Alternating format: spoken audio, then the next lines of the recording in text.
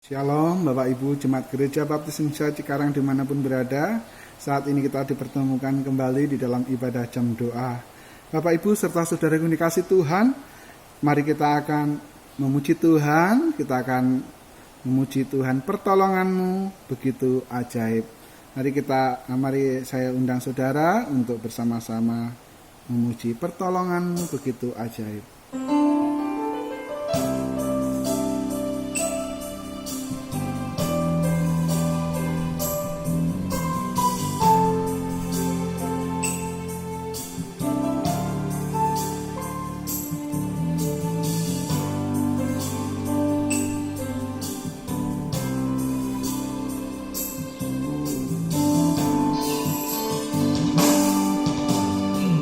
Hatiku tenang berada dekatmu, Kaulah jawaban hidupku.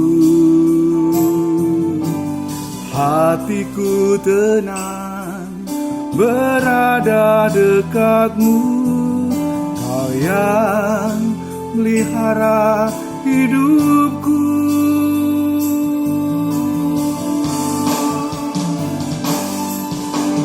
Pertolonganmu begitu ajaib, Kau telah memikat hatiku. Di saat aku tak sanggup lagi, di situ tanganmu bekerja.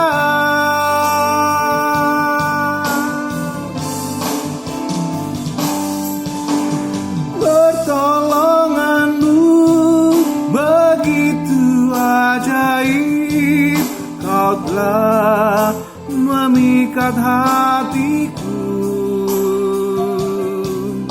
Kini mataku tertuju padamu, ku rasakan kasih-Mu Tuhan.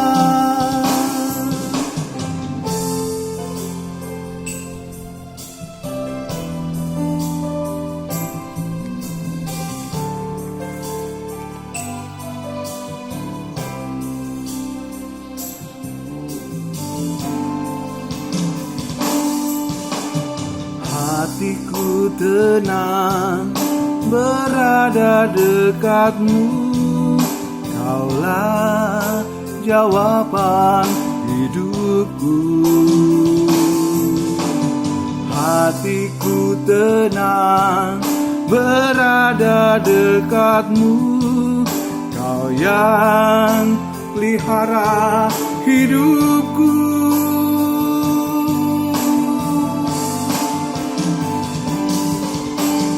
Pertolonganmu begitu ajaib, Kau telah memikat hatiku.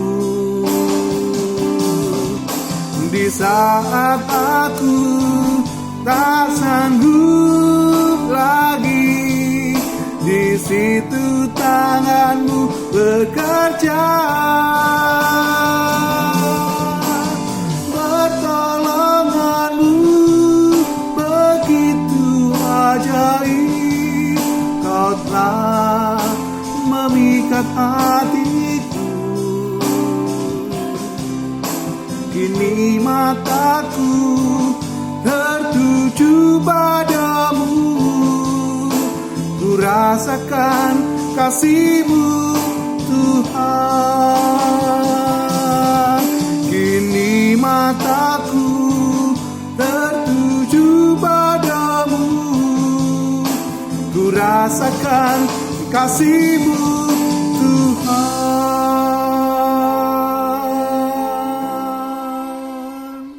Mari kita tunduk kepala dan berdoa.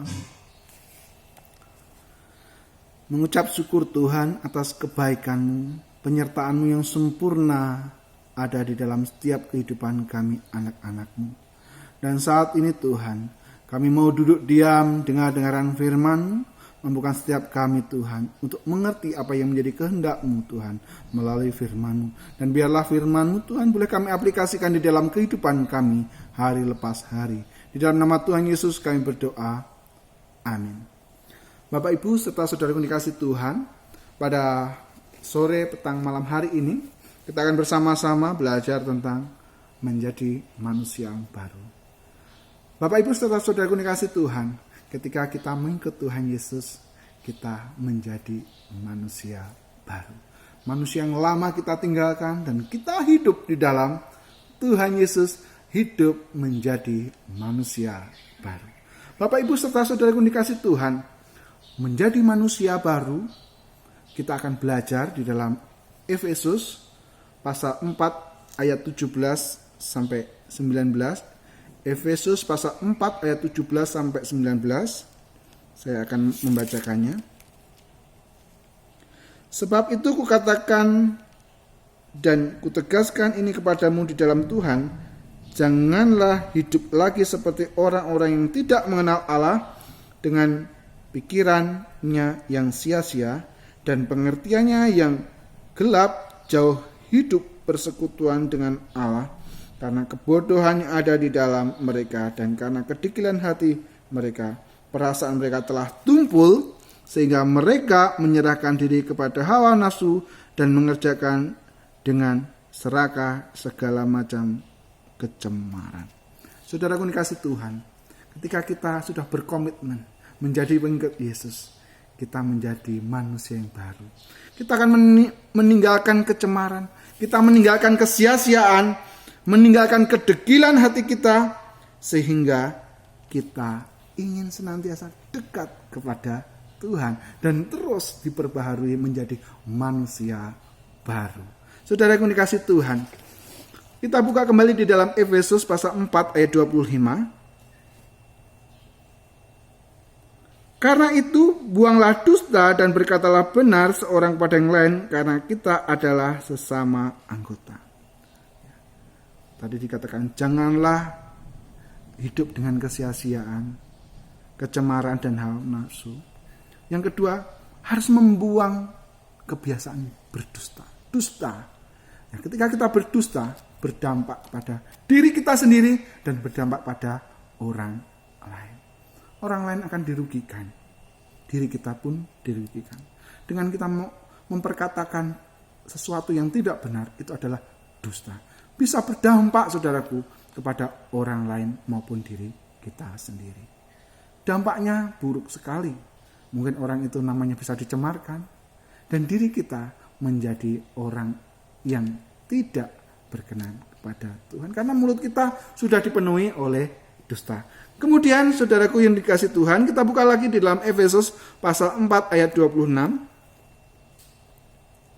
Apabila kamu menjadi marah, janganlah kamu berbuat dosa, janganlah matahari terbenam sebelum padam amarahmu. Ketika kita sudah menjadi anak Tuhan, menjadi manusia baru, ketika kita marah, jangan sampai matahari terbenam. Kita tidak boleh menyimpan amarah di dalam diri kita, saudaraku dikasih Tuhan. Siapa kita? Kita menjadi orang pemarah. Tuhan aja yang maha kuasa, yang pemilik segalanya aja mengasihi saya dan saudara. Apa hak kita menjadi seorang yang pemarah? Tidak ada hak kita untuk menjadi seorang pemarah. Saudaraku dikasih Tuhan, kita kembali lagi di dalam Efesus pasal 4 ayat 27. Dan janganlah beri kesempatan kepada iblis. Saudaraku dikasih Tuhan, ketika kita sudah marah, itu ada celah, saudaraku, supaya iblis masuk dalam diri kita. Sehingga kita lebih jauh lagi berbuat dosa. Kalau kita sudah iblis masuk ke dalam diri kita. Kita lihat di luaran sana, saudaraku. Ya. Ketika hanya uang parkiran sedikit saja, ketika iblis sudah masuk, rela membunuh manusia. Ketika iblis sudah masuk, ketika amarah, orang tuanya rela dipenjarakannya. Ketika iblis sudah masuk, kita sudah mencelakai banyak orang. Oleh sebab itu, janganlah kita memberikan celah buat iblis untuk masuk di dalam diri kita. Ketika iblis sudah masuk ke dalam diri kita, saudara kita akan ditarik supaya jauh daripada hadirat Tuhan. Saudara yang dikasih Tuhan, kembali lagi kita di dalam Efesus pasal 4 ayat 28. Orang mencuri, janganlah ia mencuri lagi, tetapi baiklah ia bekerja keras dan melakukan pekerjaan yang baik dengan tangannya sendiri supaya ia dapat membagikan sesuatu kepada orang yang berkekurangan. Saudara yang dikasih Tuhan, menjadi anak-anak Tuhan, menjadi manusia yang baru, kita ini orang yang diberkati Tuhan.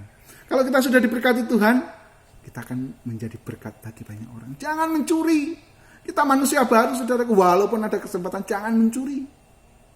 Kalau mencuri itu adalah kita akan dibawa di dalam suatu kebiasaan dan kebiasaan. Pada akhirnya apa? Kita jauh dari hadirat Tuhan. Di sini kita jangan mencuri dan kita diharapkan supaya apa? Berkarya dan menjadi berkat bagi banyak orang. Bekerja keras. Kalau kita ingin hidup yang lebih mapan, bekerja keras supaya kita boleh menjadi berkat untuk bagi banyak orang. Saudara yang dikasih Tuhan, menjadi manusia baru ini adalah larangan-larangan yang Tuhan sampaikan kepada setiap kita. Saudara yang dikasih Tuhan, ini adalah sesuatu larangan yang luar biasa. Kita buka di dalam Efesus pasal 4 ayat 30. Efesus 4 ayat 30. Dan janganlah kamu mendukakan Roh Kudus Allah yang telah memeteraikan kamu menjelang hari penyelamatan. Saudara yang dikasih Tuhan, di luar sana seringkali dengan bangganya dia mengatakan bukan anak Tuhan lagi, menjadi pengikut yang lainnya. Bahkan di sekitar saya, keluarga saya sendiri, ada yang mengalami seperti itu, saudara yang dikasih Tuhan.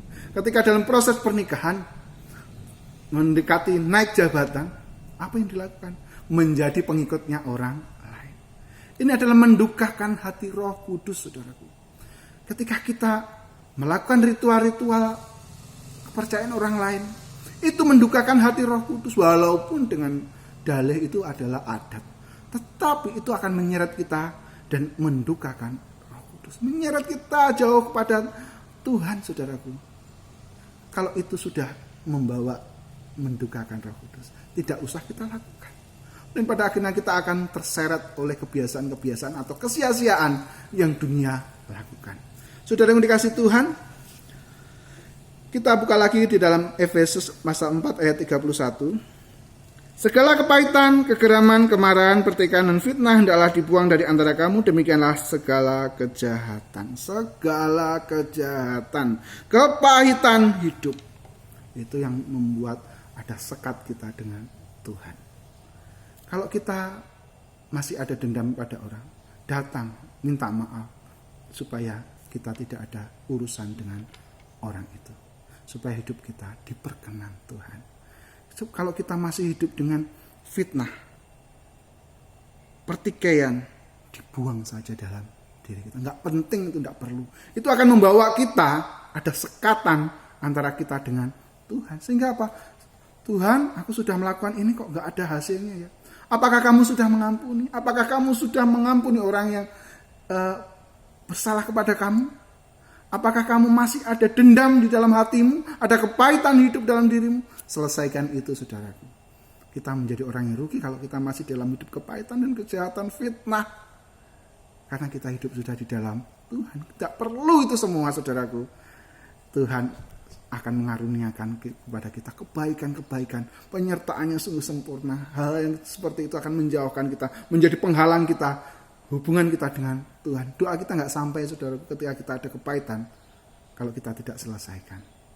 Saudaraku dikasih Tuhan, mari kita buka di dalam Efesus pasal 4 ayat Efesus pasal 4 ayat 32. Inilah yang dikehendaki Tuhan. Mari kita akan buka bersama-sama dan kita baca. Tetapi hendaklah kamu ramah seorang terhadap yang lain, penuh kasih mesra dan saling mengampuni, sebagaimana Allah di dalam Kristus telah mengampuni kamu. Saudaraku dikasih Tuhan, kenapa orang Kristen ketika bertemu dengan sesamanya pasti senyum? Ketika orang Kristen itu dicemooh, ya, difitnah, dia hanya diam dan hanya menyerahkan kepada Tuhan. Kenapa orang Kristen ketika sama kita bertemu, kita ada kasih mesra, ya, ada saling membangunnya di antara kita. Ini bukan karena kita, karena ini memang perintah Tuhan di dalam Efesus ini, saudaraku. Yang terakhir, kita harus mengampuni. Sebagaimana Allah di dalam Kristus telah mengampuni kamu. Allah terlebih dahulu mengampuni saya dan saudara. Tidak ada kita ini hak kita untuk berbuat membalas kejahatan dengan kejahatan. Itu urusannya Tuhan, saudaraku. Kita harus mengampuni. Ini adalah ayat terakhir, penutup inti daripada menjadi manusia yang baru. Bahwa kita harus, hendaklah kamu ramah terhadap seorang yang lain, penuh kasih mesra dan saling mengampuni, sebagaimana Allah di dalam Kristus telah mengampuni kamu. Sehingga hidup kita ringan, saudaraku. Hidup kita ringan dan kita serahkan kepada Tuhan. Kalau hidup kita berat, nggak mampu, kita akan menjadi berat untuk menapaki kehidupan ini. Kita menjadi orang yang rugi, saudaraku. Kita punya Allah yang kuasa. Kita serahkan pada Tuhan. Itu urusannya Tuhan. Aku maunya apa yang Tuhan perintahkan kepada aku melalui Efesus ini menjadi manusia yang baru. Mari, saudaraku yang dikasih Tuhan, dengan keterbatasan kita akan belajar menjadi manusia baru. Mari kita tunduk kepala dan berdoa. Terima kasih Tuhan atas firman-Mu pada sore petang malam hari ini, sehingga menguatkan kami dan mengingatkan kepada setiap kami untuk menjadi manusia baru yang di dalam Tuhan Yesus Kristus, yang saling mengampuni, saling mengasihi, karena Allah terlebih dahulu mengasihi dan mengampuni setiap manusia yang berdosa. Terima kasih Tuhan, terima kasih. Di dalam nama Tuhan Yesus kami berdoa. Amin. Bapak Ibu serta saudara dikasih Tuhan, saatnya kita berpisah, namun hati kita senantiasa saling mendoakan. Hati kita senantiasa berpaut dengan satu gereja, satu tubuh Kristus, Gereja Baptis Indonesia Cikarang. Tuhan Yesus memberkati.